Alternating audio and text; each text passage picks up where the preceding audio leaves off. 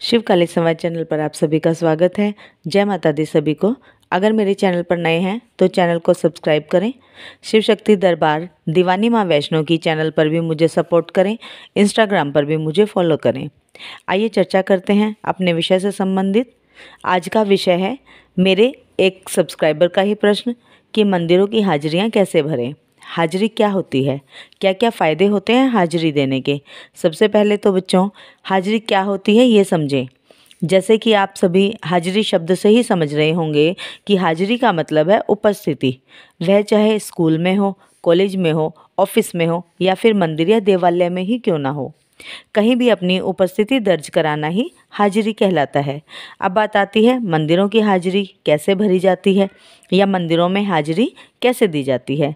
जैसा कि आपने बहुत से दरबारों में भक्तों को कहते हुए सुना होगा कि फला मंदिर की हाजिरी भरो या तो उस सिद्ध पीठ की हाजिरी भरो, या यहाँ हमारे दरबार में भी महामाई जब गद्दी पे विराजती हैं तो बताती हैं कि हाजिरियाँ भरनी हैं। तो वह महामाई जिस भी मंदिर की या जिस भी सिद्धपीठ की बताती हैं तो वहीं की हाजिरियाँ दी जाती हैं। तो इसी प्रकार आपने और भी दरबारों में सुना होगा कि हाजिरियाँ भरो। तो प्रश्न हमारे मन में जो होता है वो ये कि हाजिरी कैसे भरे मंदिर की। तो बच्चों मैं आपको बता दूं, सबसे पहले तो हाजिरी का समय निश्चित करना होता है। जैसे कि बच्चों का विद्यालय पहुंचने का या तो बड़े लोगों का, हम बड़े लोगों का ऑफिस पहुंचने का एक निश्चित समय होता है, उसी के अनुसार हमारी हाजिरी लगती है। उसी प्रकार हमें मंदिर के लिए भी एक निश्चित समय तय करना होगा। वह इच्छा अपनी है, वह समय सुबह या शाम जो भी हो सकता है, परंतु जो समय हम तय करें वही समय निश्चित हमें रखना चाहिए।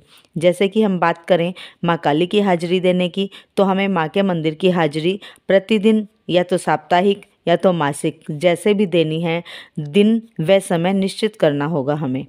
तो एक दिन तय करें जिस भी इष्ट की आपको हाजिरी देनी है उनका, या उनसे संबंधित कोई दिन डिसाइड करके हमें हाजिरी देनी है। अब हाजिरी जब हम देने का सोच रहे हैं तो हमें क्या क्या लेकर जाना है हाजिरी में, तो मैं आपको बता दूं, माँ काली की बात चल रही है तो उन्हीं की हाजिरी में क्या क्या लेकर जा सकते हैं ये मैं आपको बता देती हूँ। जब भी हम हाजिरी देने जाएं, माँ के लिए एक नारियल चुन्नी, एक पान, 2 पेड़े, 5 फूल, लौंग, इलायची और अरदास हमें ज़रूर लेनी चाहिए हाजिरी में। कम से कम हमें ये करना चाहिए। यदि हम इतना ना कर पाएँ तो हम माँ के लिए खाली प्रसाद भी लेकर जा सकते हैं, फल भी लेकर जा सकते हैं, तो अनार भी लेकर जा सकते हैं। ये जो भी सामर्थ्य हमारा है वो हम ले जा सकते हैं। यदि हम ये सब करने में असमर्थ हैं तब ऐसी अवस्था में हम फूल और बताशे लेकर भी जा सकते हैं। खाली फूल भी लेकर जा सकते हैं, ओनली बताशे भी लेकर जा सकते हैं। जब भी हम हाजिरी देने जाएं महामाई के मंदिर में तो एक दिया जरूर प्रज्वलित करें। दिया जलाने से, माँ के मंदिर में दिया जलाने से हमारे भाग्य चमकते हैं, हमारे भाग्य का सितारा चमकता है। ये महामाई ने ही गद्दी पर आकर खुद बताया हुआ है। तो यही बातें मैं आप सभी बच्चों से शेयर करती हूँ, महामाई की बताई हुई। अगर हम ये भी नहीं कर सकते हैं, लौंग, बताशे, फूल ये भी नहीं लेके जा सकते हैं, तब भी ऐसी सिचुएशन में हम अपने भाव तो माँ को समर्पित कर सकते हैं ना, अपनी श्रद्धा सुमन तो माँ को चढ़ा ही सकते हैं ना, भाव के फूल तो माँ को चढ़ा ही सकते हैं हम। तो समर्पण हो जाओ माँ के चरणार विंदों में और समर्पित करो अपने श्रद्धा के फूल।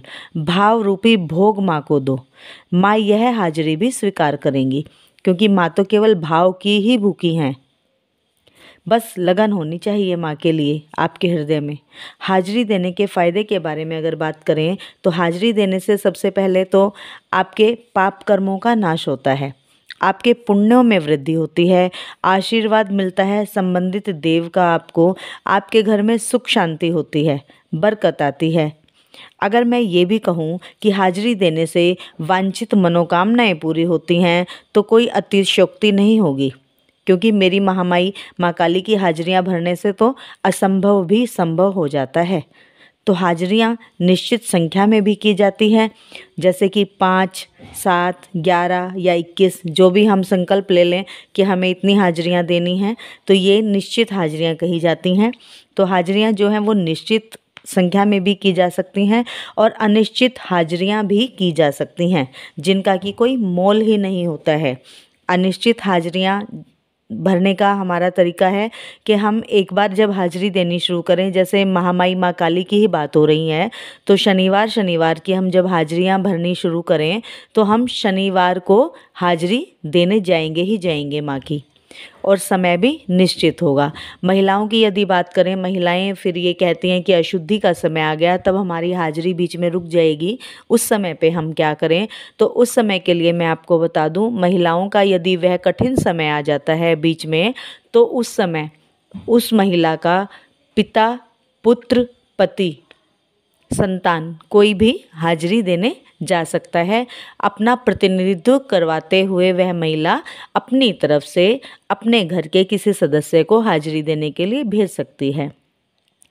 तो आप हाजिरियां भरते रहोगे तो आपके संकटों को काटकर आपके कार्य मनोरथ पूर्ण करती रहेगी मेरी महामाई, या जिसके भी जो भी इष्ट हैं उनकी हाजिरियां देने से कार्य मनोरथ सिद्ध होते ही होते हैं।